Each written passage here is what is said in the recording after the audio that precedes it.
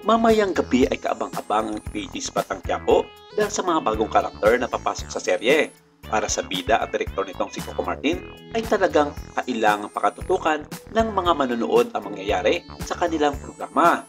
Ayon sa kanya, ito raw ang pagtatagpo-tagpo ng lahat ng bawat karakter at dito raw masasaksiyan ng kanilang masugid na manonood na halos lahat ng karakter ay magkikita-kita at maglalaban-laban ang bawat grupo. Ang kanyang naging saad, kaya sabi ko nga, yung May 10 episode talagang sinadya namin na buuin siya para pasabugin lahat ng mga characters ng bawat eksena. 2 weeks tatakbo yung plot from action to heavy drama. Malaking pasabog dahil ito na yung pagtatagpo ng lahat ng characters. Dito rin masasakyan ng mga manonood ang hindi pa nila nakita ng mga scenes right from the start to Batang Quiapo, kaya huwag niyong palampasin ito. Matatandaan na nitong Pebrero lamang nagsimula ang naturang teleserye. Mula noon ay kabi-kabilang papel na ang ginagampanan ni Coco bilang aktor, direktor at manunulat upang mas papaganda pa lalo ang EPJ's Batang Quiapo.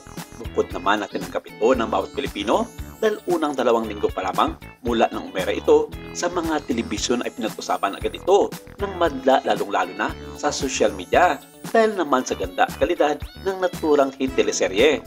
Talaga namang pinagandaan ito ni Coco Martin at naging hands-on siya sa lahat ng gagawin, lalong-lalo na sa production at pagdidirect nito na halos wala nang tulog ang aktor dahil sa kanyang kasipagan sa trabaho. Hindi naman siya nabigo dahil tinangkilik ito ng todo ng taong bayan na sa katunayan ay pinataob nito agad sa ratings ang hit series ng kabilang estasyon ng GMA7 ng Maria Clara Ibarra. Walang duda at halos 90% audience shares nito sa buong Pilipinas ay kanya ito nakuha kumpara sa serye ng pinagbidaan noon ni Barbie Fortesa, Julian San Jose at Dennis Trillo. Ang dagdag pa na payag ni Coco Martin, may tulog naman kahit konti pero kailangan ko i-preview talaga yung ipapalabas bukas para mamonitor ko kasi ako ang bumubuo ng kwento para tama yung pagkakahati ng bawat karakter. May punto pero konting-konti kasi ganoon naman talaga kapag soap opera. Pag oras na umere na yan, hindi mo na mapipigilan. Ipaano kung merong mga hindi mo inasang bagay na hindi kayo makapag-taping? Siyempre, kakainin ang pundo niyan. Pero gaano nga ba katotoo ang mga kumakalat na isyu ngayon sa kanya kay Lubibo? Nang usap-usapan ay gusto raw ipatanggal ni Coco Martin ang kanyang leading lady sa naturang teleserye.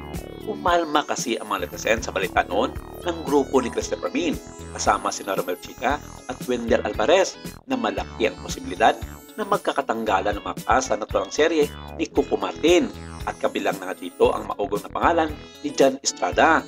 Sinigundahan naman ito agad ng ilang mga kilalang showbiz columnist katulad na lamang ni Mori Aquino ng showbiz Dr. Nern ng DCRH. Ang naging pasabog na ito ni Christopher Min at hindi lang daw si Jan ang posibleng matatanggal sa Batang Quiapo kundi pati na rin ang leading lady na tanggol na si Lubibo. Ayon sa mga ito, magkakaroon daw ng revamp sa naturang hit series ng Kapamilya Channel dahil sa mga bagay na kanilang kinukonsidera tulad ng pagpapalawak ng istorya at mabilis na facing ng mga karakter pangbigyan ng daan ang umiinit na eksena sa EPJ's Batang Quiapo. Pero wala pang opisyal na payag ang pamunuan ng ABS-CBN tungkol dito at maging ang direktor at bida nitong si Coco Martin ay wala din ibinibigay na detalye tungkol sa estado ng kanyang mga co-actor na sina Jan Estrada at Lubibo. Hiningan ito ng komento ng ilang kilalang showbiz media personalities tungkol sa naturang issue pero walang naging tugon dito ang actor-director ng APJ's Batang Quiapo. Samantala, ang saya naman ni Coco Martin dahil sa success ng kanyang mga ginagawa. Saka-cute yung naisip niya na magsama sila ni Alden Richards sa isang project. Siguro ang nakasang serye na iyon at talagang aabangan lagi na manonood. Bihira lang na mangyari na magsama sila sa isang proyekto, kaya marami ang masasabik na panoorin iyon. Isang magandang kulab kung sakali, kaya naman dasal ng lahat, mangyari na sana. Pero ang tinutukoy dito ay isang proyekto na hindi magkakaroon ng context sa kanilang mga mother network na ABS-CBN at GMA7 dahil marami ang nag-aakalang papasok bilang guest character si Alden sa APJ's Batang Quiapo. Hindi po posibleng mangyari ito tulad na lamang ng mga kumakalat na maling balita sa mga social media. Ang magiging setup dito ay isang pelikula na yun ang tinutukoy ni Coco Martin sa kanya naging payag tungkol sa Asia's multimedia star na si Alden Richards. Imagine mo sa isang frame sina Coco at Alden, sobra sa kilig, di ba? Siguradong ma-excite ang fans nilang dalawa. Kaya naman ngayon na open para sa dalawa ang magsama, sana matuloy na.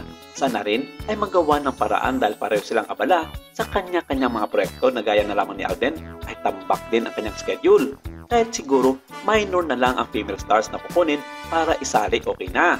At ang malaga dito ay yung magsama sila. Maraming salamat mga kapamilya at ito lang muna ang ating update for today.